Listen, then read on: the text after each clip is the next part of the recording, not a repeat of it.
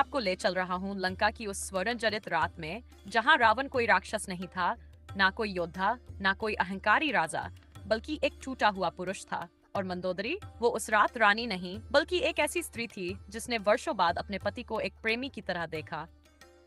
अगर ये कहानी आपके दिल को छू रही हो, तो वीडियो को अभी लाइक करें, चैनल वास्तु शक्ति को सब्सक्राइब करें और अपने दोस्तों के साथ जरूर शेयर करें, ताकि ये रहस्य और भावनाएं औरों तक भी पहुंचे। लंका की रातें आमतौर पर स्वर्ण से दमकती थी, पर उस रात महल के भीतर एक अजीब सी चुप्पी थी। रावण धीरे धीरे मंदोदरी के कक्ष की ओर बढ़ रहा था। उसके कदमों में गर्व नहीं था, बस थकावट थी, आत्मा की थकावट। कक्ष में मंदोदरी अकेली बैठी थी।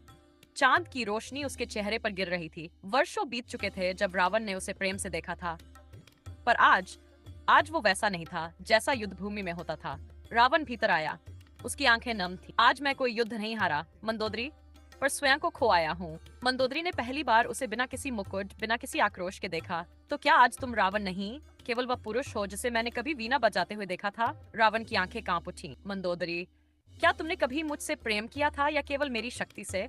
मैंने तुमसे उस दिन प्रेम किया था जब तुमने पहली बार वेदों के अर्थ पर संवाद किया था, पर फिर तुम रावण नहीं रहे, दशानन हो गए, जिसने हर चेहरे पर एक नकाब पहन लिया। उस रात कोई मुकुट नहीं था, कोई घोषणा नहीं, सिर्फ दो आत्माएं थीं।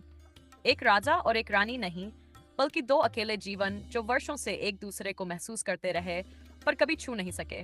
रावण ने उसका हाथ पकड़ा। उसमें कोई अधिकार नहीं था, केवल एक मौन प्रार्थना थी। क्या मैं एक रात के लिए सिर्फ तुम्हारा हो सकता हूँ? रावण का स्वर बिखर रहा था। तुम हमेशा मेरे थे, मंदोदरी बोली, पर आज पहली बार तुम स्वयं को मुझे दे रहे हो। चंद्रमा ऊपर तक चढ़ चुका था। हवा शांत थी। उनकी सांसें मिल रही थी और उस रात्रि के हर पल में कुछ टूट रहा था। शायद रावण का अभिमान, शायद मंदोदरी का इंतजार। उन्होंने कोई वचन नहीं लिया, न कोई भविष्य मांगा, सिर्फ वर्तमान को थाम लिया। उस एक रात को जहाँ प्रेम धर्म से ऊपर था, मर्यादा से परे, बस मौन, केवल मौन। सवेरा होते ही रावण उठा।